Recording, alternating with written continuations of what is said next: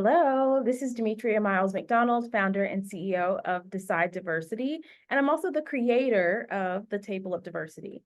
The question that I want to answer today is, who is the Table of Diversity for?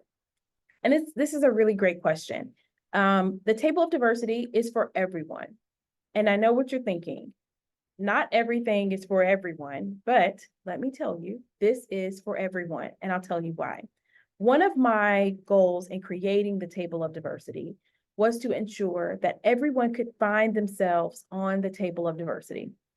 That meant that I have done a ton of research. I have talked to a lot of people over the past decade to really understand, how do you talk about yourself and how can I reflect that on the Table of Diversity in a way that's productive, that is respectful, and that is relevant.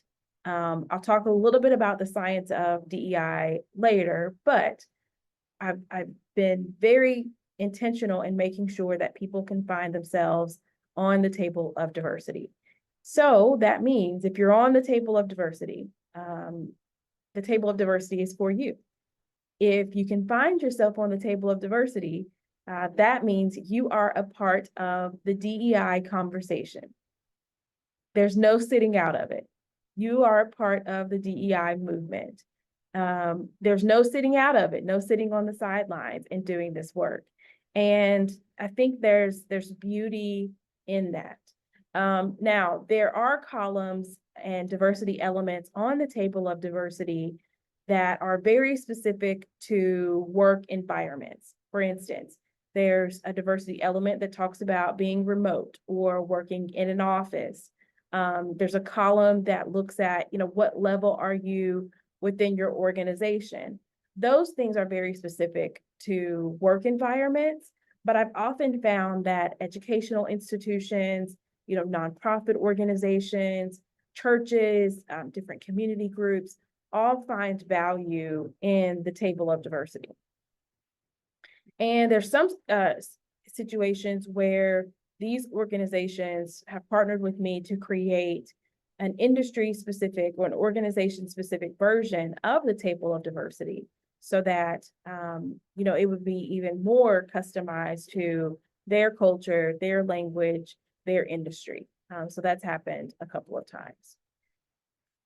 When I first created the Table of Diversity, I had one goal in mind, and that was to talk about intersectionality, to talk about our individual identity, to talk about the intersections of identity, the experiences that come from intersections, and then the systems that we live and exist in and day out, and the impact that it has on our experiences. That was my original purpose. Since then, I have heard from so many people about how they have seen the Table of Diversity, how they feel like the Table of Diversity has seen them, and how I refer to the impact of the Table of Diversity has just expanded so much since then. And I'll share a quick story with you. I was in a different state delivering a presentation at a conference, and I had never been in this city before, and it was on the smaller side, kind of in the middle of nowhere. And I had finished my presentation and was planning on just leaving the conference and going home. The conference was held at a hotel. And as I was leaving the hotel, going through the parking lot to my car, I noticed that there was a guy following me. And I don't know about you all, but I've seen enough true crime, TV shows, and I listen to true crime podcasts all the time. And so I know what to do. I know to zigzag through the parking lot. I know to, make circles and don't go directly to my vehicle, and do all of the things to try to get someone off of your scent. And I did all of those things, but this person was still following me. And so I end up going back into the hotel because I'm like, at this point, I'm a little scared. Like, this person is following me. I don't know who they are. Let me just go back. And when I get into like a crowd of people, I hear this person call my name. And they finally catch up with me and they're like, oh, Demetria, I was in your session at the conference. And I was like, dude, you got to lead with that. You can't just follow me in the parking lot and then be like, oh, yes, I was following you because I was in your session and I wanted to talk to you. And it's like, you got to give me a little bit of a heads up as to why you're following me. And so once we kind of, chuckled about that a little bit, he told me, he said, I've gone to a lot of diversity, equity, and inclusion trainings. He said he's a white guy. He wants to be involved. He wants to do the work.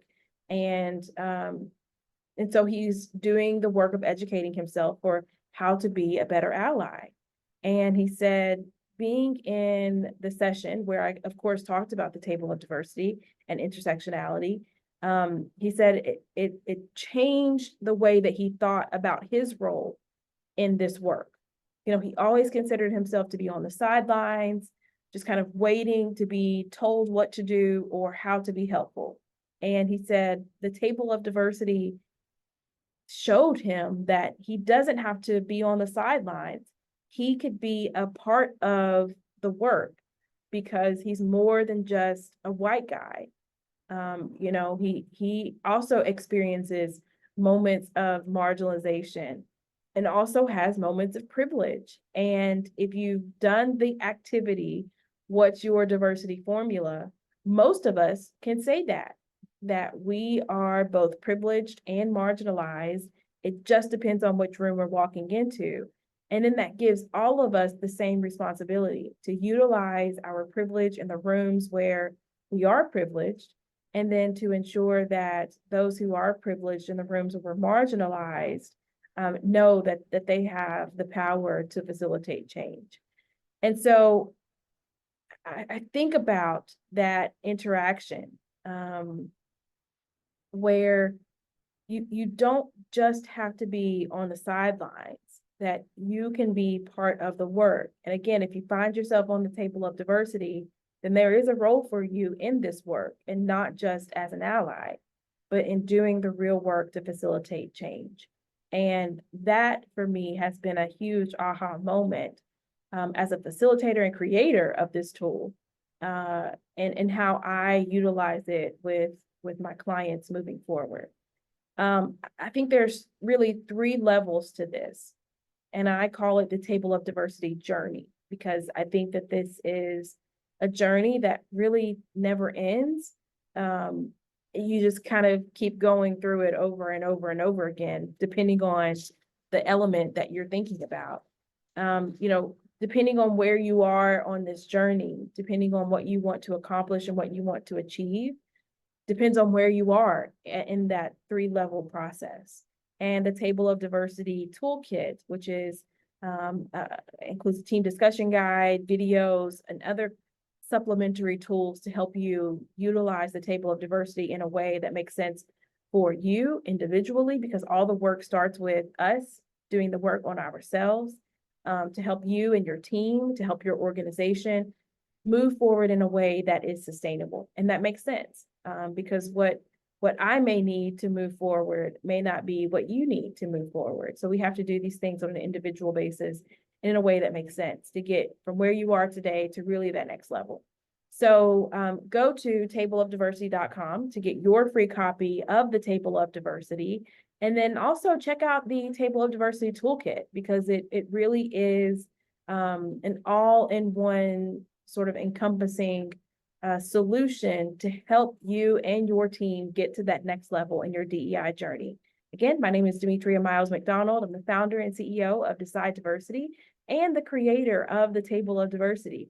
Join me back here as I talk more and break down the Table of Diversity so that you can utilize it within your organization. Talk soon. Bye.